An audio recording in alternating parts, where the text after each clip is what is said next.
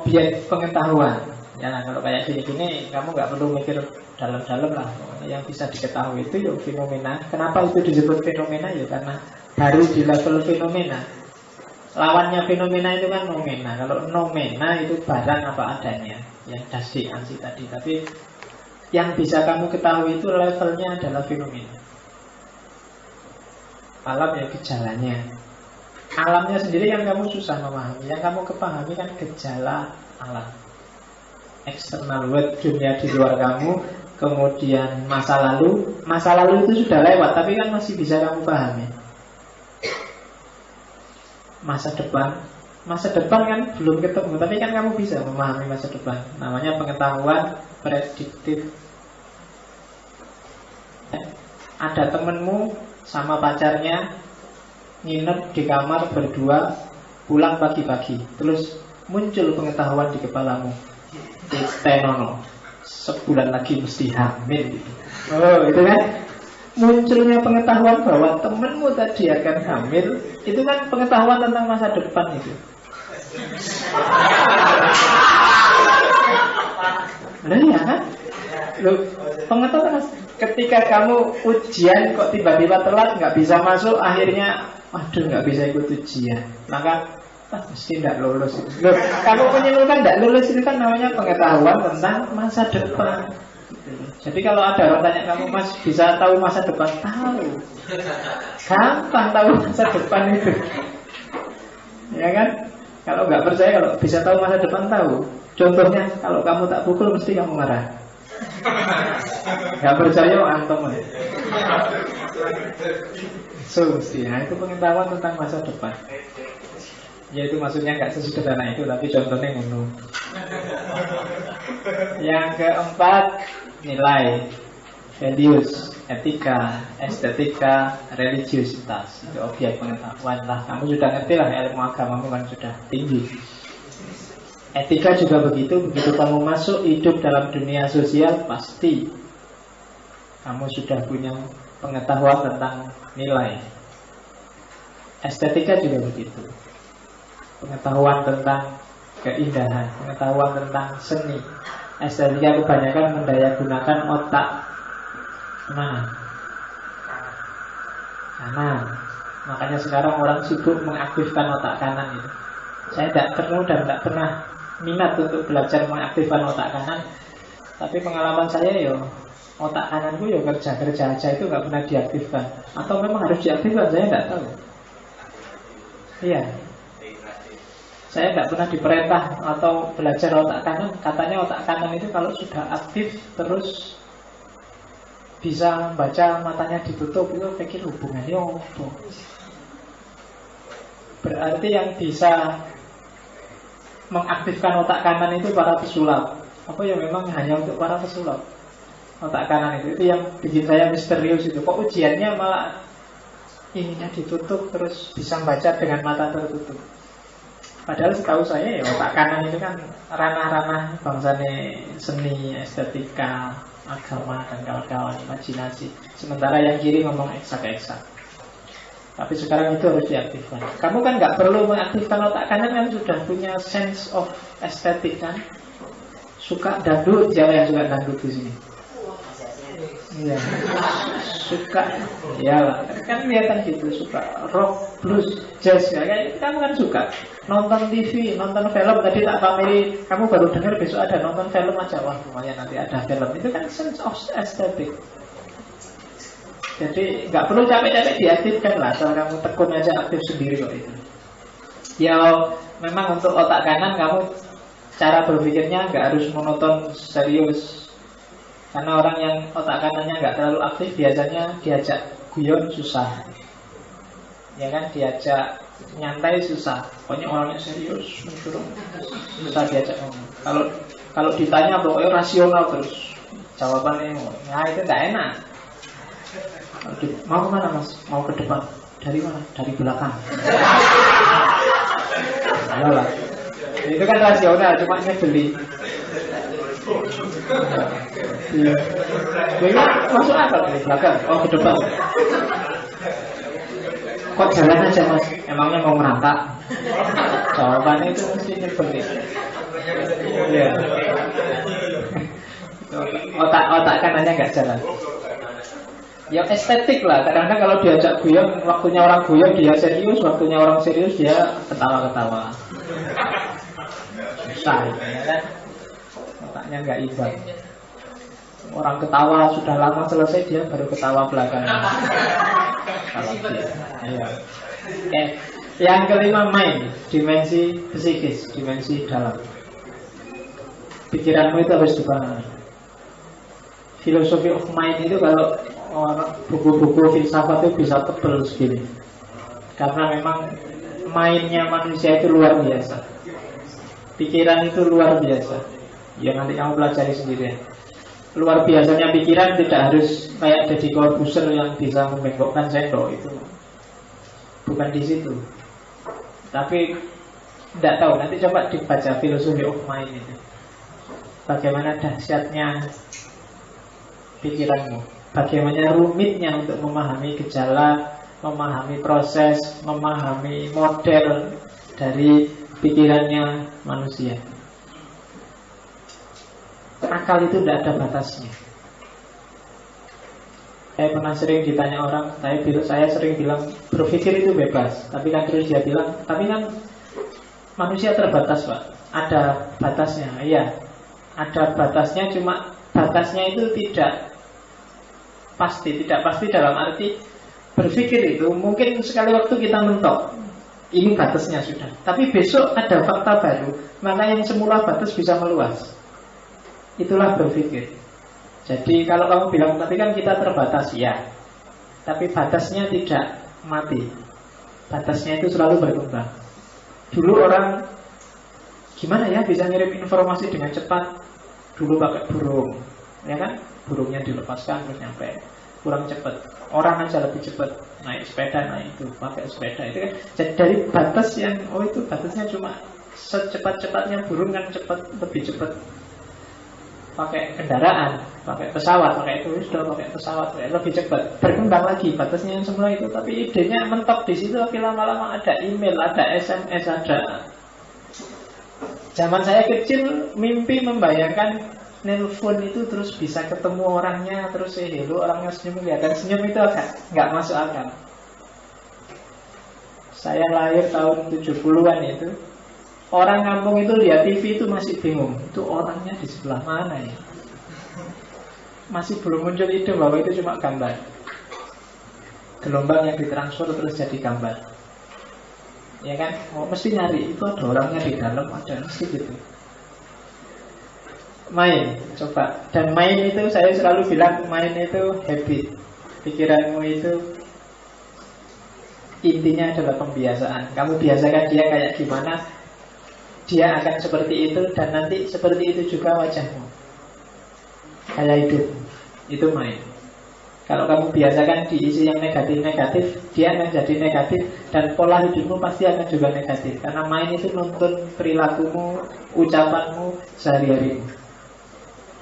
Kalau kamu isi barang-barang internet yang nggak beres itu, gambar lah, film lah, itu mesti dia akan terbiasa di situ. Dan dia akan kerja seperti itu. Perilakumu juga begitu. Coba yang sering diisi itu, lihat perempuan mesti pikirannya langsung mengarah ke situ. Keluar, aduh. Mesti yang dilihat pertama kan bagian yang itu.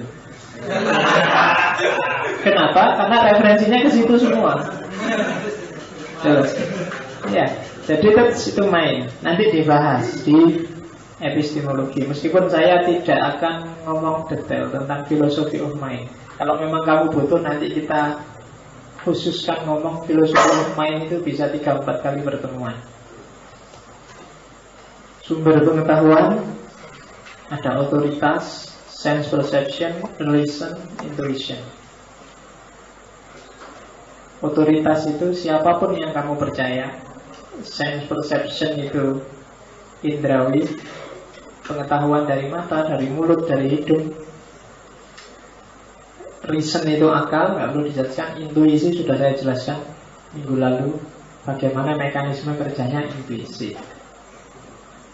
Kebanyakan kita pengetahuan itu datang dari yang nomor 1.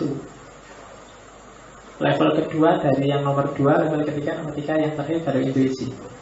Kenapa saya sebut otoritas nomor 1? Karena pengetahuan sahmu dalam hidup itu kebanyakan percaya. Entah itu percaya dengan orang yang lebih tua, orang tua, guru, ustadz, buku, siapa aja. Isinya biasanya otoritas yang kamu percaya. Jadi dengan bahasa lain sebenarnya orang, kalau bahasa agama ada namanya taklid.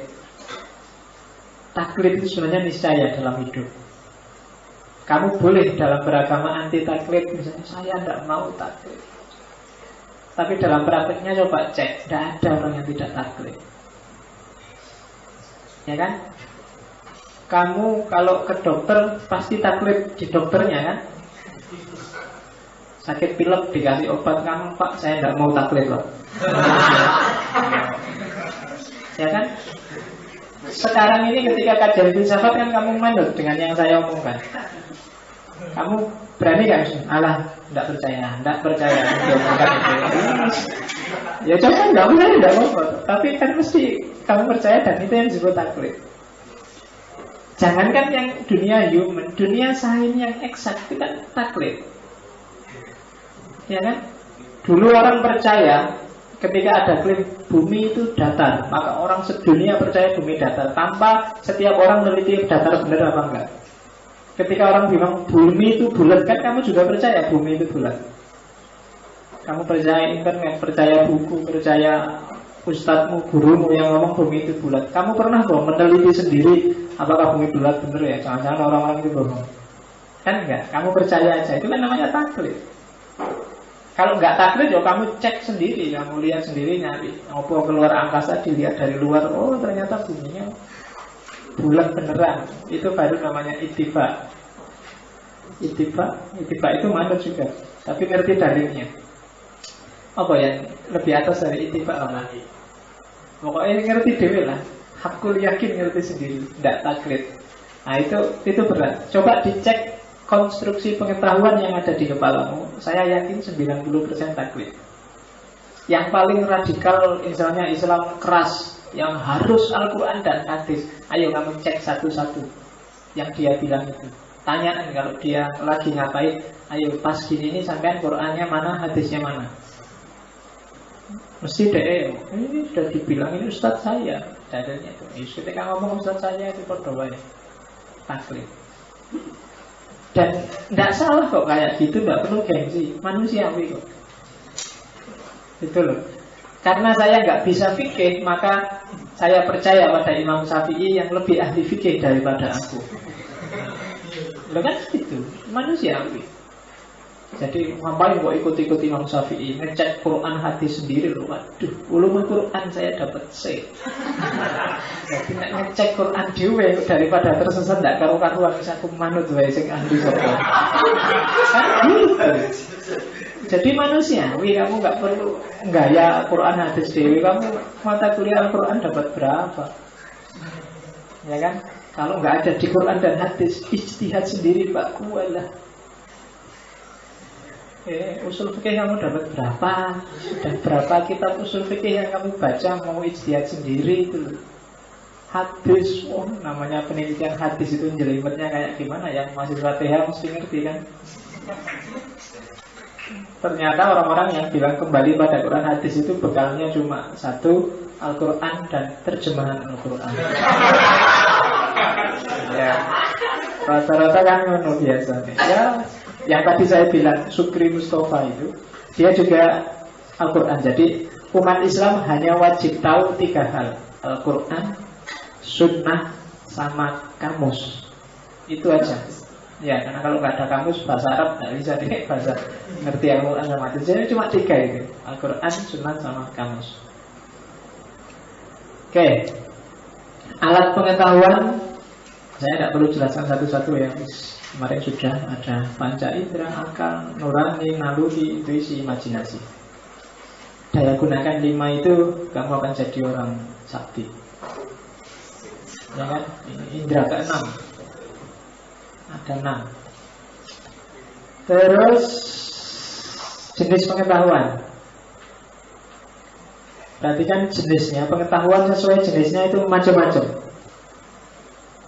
Cara treatmentnya tidak sama, karena modelnya juga sama. Ketika di kepalamu sudah ada banyak akumulasi pengetahuan, ceklah satu-satu ini pengetahuan jenis apa. Yang paling banyak biasanya pengetahuan namanya pengetahuan biasa, ordinary. Biasa sudah, kamu nggak perlu mikir dalam-dalam. Ini sudah jam 8 pagi, perutku urucuk-urucuk ya. Ini kenapa ya ini? Kamu nggak perlu ke perpustakaan nyari referensi, nyari buku. Kamu nggak perlu bikin usul ke panitia. Gimana kita bikin seminar internasional, judulnya kenapa kalau jam 8 pagi perutku urucuk-urucuk? Itu namanya lapar. Ya kan?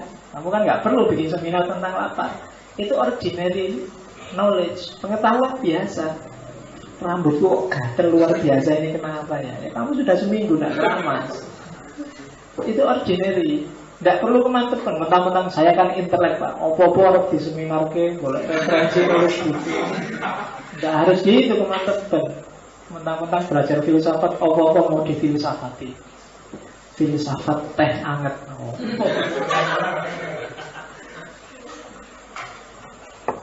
Filsafat roti bakar. Ordinary knowledge. Jadi kamu sudah paham kok, tambah harus dibahas panjang lebar. Jadi semua orang sudah tahu, sudah ngerti itu, tidak apa-apa. Yang kedua pengetahuan ilmiah. Kalau pengetahuan ilmiah itu gejalanya pasti tetap, cuma untuk memahaminya kamu harus ngerti polanya.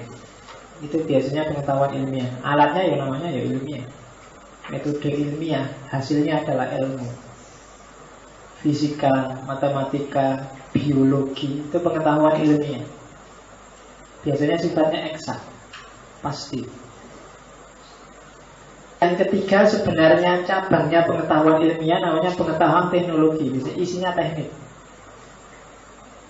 Gampang-gampangannya yang ilmiah itu ilmu murni, yang bawahnya ini ilmu terapan. Itu juga jenis pengetahuan. Teknik memperbaiki laptop, itu pengetahuan. Tapi teknologi arus listrik, nah itu kan teknologi, teknik. Jadi ada level ilmiah, ada teknologi. Itu jenis pengetahuannya beda, treatmentnya juga beda, pola alurnya beda. Yang keempat ideologi. Ideologi ini pengetahuan doktrinal. Biasanya isinya adalah reasoning plus juklak perilaku. Itu biasanya ideologi. Jadi ADART-nya apa, harus diterjemahkan dalam sehari-hari kayak gimana, itu ideologi namanya. Aturan-aturan dasarnya gimana, kemudian cara menerjemahkannya dalam realitas gimana, itu biasanya pengetahuan ideologis. Kamu ikut organisasi apa aja, biasanya dia punya ideologi sendiri. Yang ikut organisasi ekstra, intra, atau apapun itu biasanya ada. HMI, PMII biasanya punya ideologi. Maksudnya dia punya perangkat berpikir dan berperilaku sendiri yang harus diikuti oleh anggota-anggotanya. Itu pengetahuan ideologis. Indonesia punya ideologi namanya Pancasila. Nah itu ideologis. Sifat kebenarannya intersubjektif. Itu sebenarnya sifatnya konvensional, kesepakatan bersama. Jadi orang Indonesia dulu sepakat pakai Pancasila. Ya, tidak pasti benar, tapi itu jenis pengetahuan.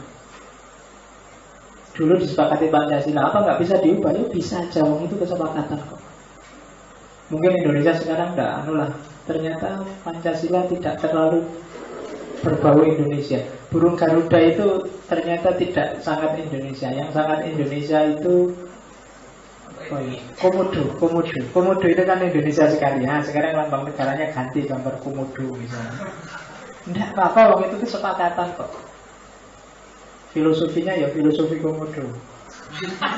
Nggak tahu filosofi komodo itu apa. Kalau Pancasila kan enak. Filosofinya 17 Agustus 45, sayapnya 17. Sayapnya 17, ekornya 8. 17 Agustus. Pas. Burung Garuda. Kalau Amerika kan juga pakai burung Garuda, cuma pakai apa? Elang. Ya, elang itu kan nama dahsyatnya kan Garuda. Sama aja, cuma Amerika tidak mengkalkulasi sayap sama ekornya. Karena Amerika merdekanya 4 Juli Kalau merdekanya 4 Juli, kalau pakai kalkulasi itu berarti sayapnya cuma 4. Kemudian ekornya 7. Susah nggak membayangkan bulu ekor kok lebih banyak daripada bulu sayap itu. Jadi sama Amerika nggak dihitung. Indonesia yang lumayan, karena merdekanya bulan-bulan tua berarti sayapnya pas. Untung nggak 1 Januari. Ya. Kalau 1 Januari kan sayapnya 1 terus ekornya 1. Ya. Susah itu.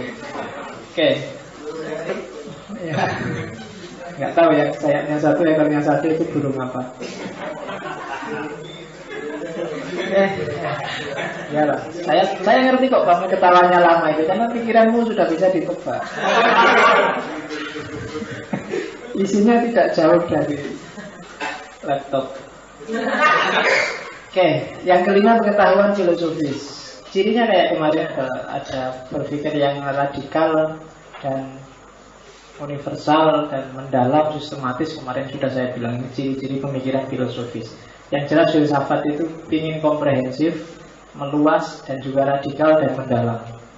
Jadi luas dan dalam itu maunya filsafat. Luas itu berarti semua variabel yang berhubungan ikut, mendalam itu berarti inti dan hakikatnya ketemu. Itu pemikiran filosofis. Jadi tidak parsial melihat realitas dan tidak dangkal. Itu maunya filosof. Jadi kan di TV sekarang kan banyak orang yang cara berpikirnya artifisial, dangkal, tidak komprehensif. Membela kelompoknya aja itu namanya tidak komprehensif. Hanya melihat tampilannya aja itu namanya dangkal. Karena kadang-kadang di balik tampilan ada makna yang lebih dalam. Nah itu filosofis.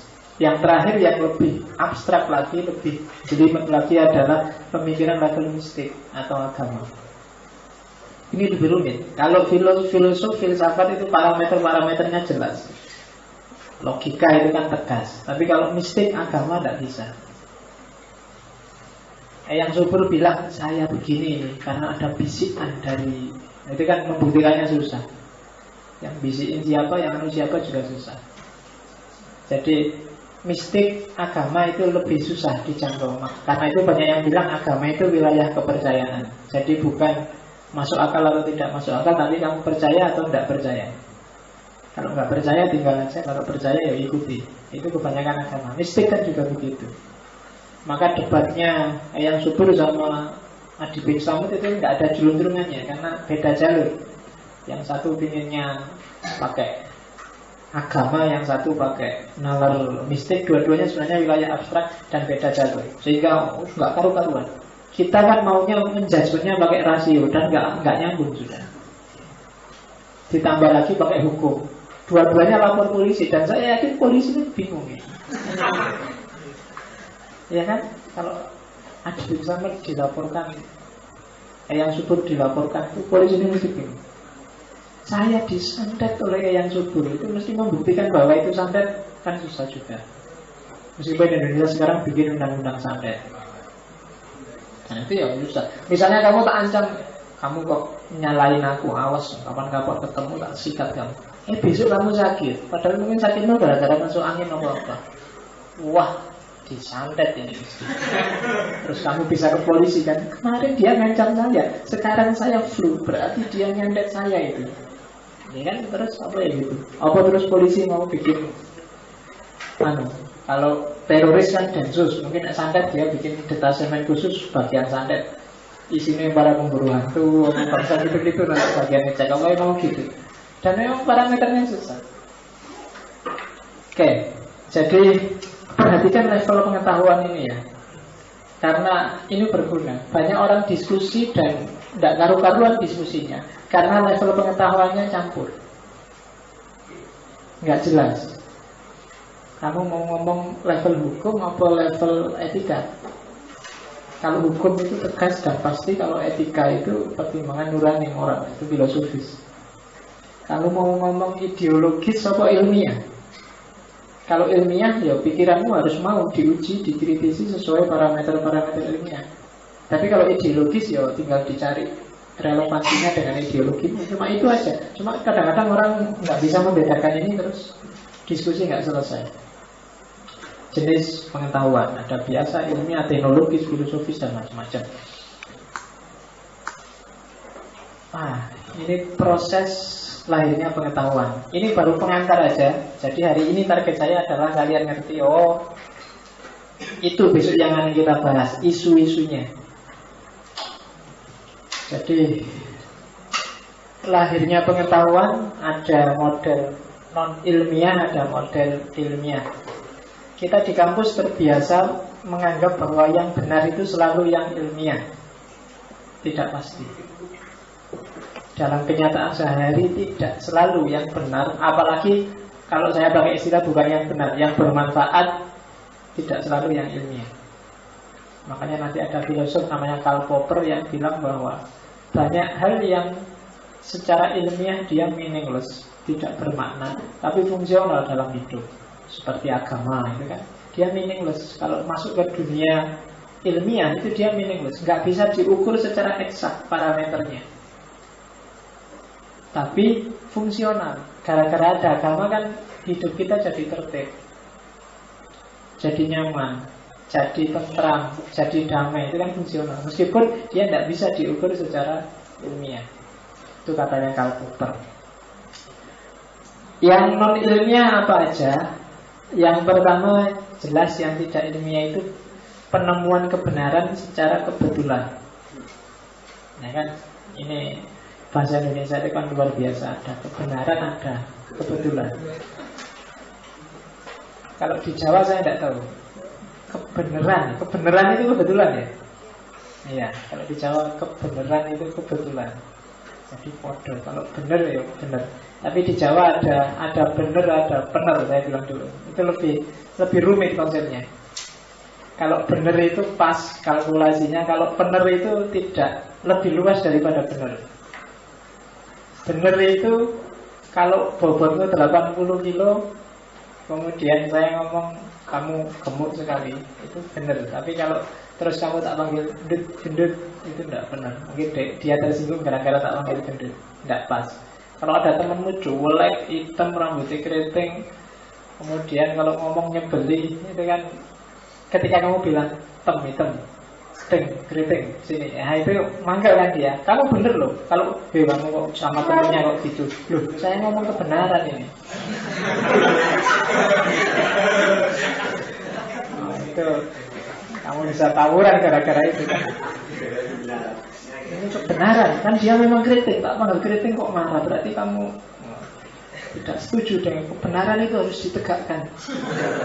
Tidak pas itu. Namanya kalau orang Jawa menyebutnya tidak benar. Kalau bahasa filsafat tidak wisdom. Socrates itu tidak pernah nyalain orang. Jadi dia selalu wisdom. Ada cerita bagus dari Socrates, tidak apa-apa. Cerita mungkin bagi teman-teman biar nggak suka dengan gosip. Namanya triple filter. Jadi lapisan 3. Jadi kalau ada temanmu mau ngomong gosip, dia harus kamu uji dulu dengan namanya triple filter. Jadi suatu ketika ada temannya Socrates datang ke dia. Jadi dia datang ke temannya, terus dia ngobrol, Socrates, saya mau cerita sesuatu nih, ada gosip menarik tentang murid-muridmu. Kan Socrates punya banyak murid. Terus Socrates bilang, sebentar, sebelum kamu cerita tentang muridku, jawab dulu 3 pertanyaanku. Yang pertama, apa yang kamu omongkan itu sudah pasti benar? Jawabnya dia, ya enggak tahu saya pastinya. Ini kan cuma gosip. Ya dipastikan juga susah. Yowes, berarti tidak pasti benar. Yang kedua, apa yang mau kamu omongkan ini tentang hal-hal yang bagus? Yo, enggak lah. Gosip itu kan mana ada. Gosip itu biasanya tentang hal-hal yang jelek. Yowes. Pertanyaan ketiga, apa yang mau kamu omongkan ini ada gunanya buatku? Jawabannya, enggak tahu saya. Ya omong cuma gosip loh. Ada gunanya apa enggak ya enggak ngerti. Nah, terus maka Socrates berarti kesimpulannya, kamu mau ngomong sesuatu yang tidak pasti benar. tidak baik dan tidak pasti berguna buat aku. Makanya daripada kamu capek-capek ngomong yang lain aja. Itu strategi untuk menghindari gosip. Itu namanya triple filter dari Socrates. Jadi disaring. Jadi strategi dari Pak Yai nyuruh kamu wala yastab ba'dum ba'dum. Ada tekniknya ngambil dari filsafat. Agama biar teorinya. Oke, kebetulan jelas bukan kebenaran. Kenapa? Ya karena tidak bisa diulang. Saya waktu pakai HP ini kok banyak cewek-cewek mendekat ya. Nah, kan nggak bisa. Kamu menyimpulkan berarti HP ini berhubungan dengan banyak cewek, besok tak bawa lagi. Nggak bisa, kamu nggak berani menyimpulkan gitu.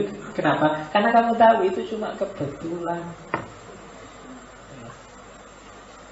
Jadi kalau dekat kamu, hatiku kok tentram ya. Kalau pacarmu bilang gitu, dicek itu kebenaran atau kebetulan. Kalau kebetulan itu kadang-kadang nggak gitu loh. Kalau kebenaran selalu begitu. Tapi kalau kebetulan, ya kadang jengkel juga, kadang marah, kadang tidak, itu berarti kebetulan aja. Karena pas lagi seneng kamu tentram dekat dia, kalau ditagih traktir baru aduh. Jadi kebenaran bukan itu non ilmiah, tapi ada kalanya kebetulan itu pas. Gitu loh. Dia tidak bisa dipedomani secara ilmiah, tapi dia kadang jadi sumber kebenaran. Kebetulan. Ya kan? Ya banyak kebetulan yang oh iya ternyata itu. Kamu misalnya lagi nyari jalan keluar apa gitu, dipikir nggak ketemu, di jalan, wah kebetulan ketemu kamu. Sejak tadi saya mikir kemana saya harus utang ini. Kebetulan kan? Tapi itu benar kamu ketemu dia, akhirnya kamu dapat utang, kan jadinya kebenaran. Jadi kebetulan itu sumber kebenaran, cuma dia non ilmiah. Disebut non ilmiah karena ketika dia non ilmiah maka sifatnya tidak universal, tidak berulang dan tidak prediktif, tidak bisa dipakai untuk memprediksi masa depan. Tapi ada kalanya dia juga benar, tapi tidak ilmiah. Yang kedua, akal-akalan, a priori. Jadi tidak melihat realitas, pokoknya diolah sendiri pakai pikirannya. Nah itu bisa jadi kebenaran, direka-reka pakai akal, tapi sering juga menyesatkan. Akal-akalan. Solusi untuk menyumbal di situasi lumpur itu, kita harus bikin cor yang besarnya sekolahan ini, kemudian diatur. Itu kan akal-akalan, kira-kira prakteknya gimana juga tidak tahu. Itu bisa jadi kebenaran. Itu kan dirumuskan dari akal, direka-reka sendiri. Hasilnya bisa benar kok. Akal-akalan kamu sebenarnya nggak ngerti teknologi HP. Begitu HP-mu kecemplung, ini biar caranya dijemur aja dulu. Jemur nggak bisa, kamu semprot, kamu kipasin. Itu kan reka-reka akalmu. Tapi kadang-kadang jawaban ternyata nyala. Kayak tipmu atau radiomu disetel nggak nyala, kamu pukul. Oh, bunyi sekarang. Itu loh. Dengan reka-reka kamu pukul-pukul kan di akalmu bilang ini mungkin ada komponen yang geser atau biar kembali ke asalnya, dipukul aja. Nanti wah kembali. Nah, itu kan benar ternyata bisa bunyi, tapi kan kamu nggak bisa berpedoman dengan itu. Tapi akal-akalan pas. Sehingga kan sering itu kan, kalau ada TV begitu dilihat, gambarnya jadi kecil, dipukul, besar lagi, kecil lagi, pukul lagi. Ya, sering kayak gitu kan kamu nggak? Itu pengalaman universal berarti di mana-mana. Oke, yang ketiga kebenaran intuitif. Intuisi, kemarin saya jelaskan panjang lebar itu. Jadi ketika tak kasih contoh intuisi yang agak ilmiah.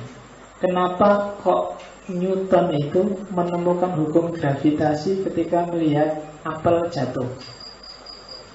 Dan itu ketika dia sudah mahasiswa.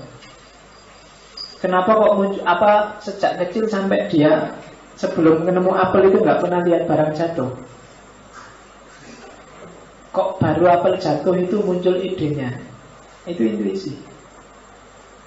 Jadi akumulasi pemikiran bawah sadar yang muncul kembali ke atas secara tidak disengaja, disambungkan sama konsep-konsep di pikirannya selama ini, lahirlah hukum gravitasi, bahwa setiap barang jatuhnya ke bawah. Semua orang juga ngerti kalau setiap barang jatuhnya ke bawah, sejak zaman Nabi Adam sampai zamannya Newton. Tapi Newton yang bisa merumuskan namanya hukum gravitasi. Nah, itu polanya cenderung agak intuisi.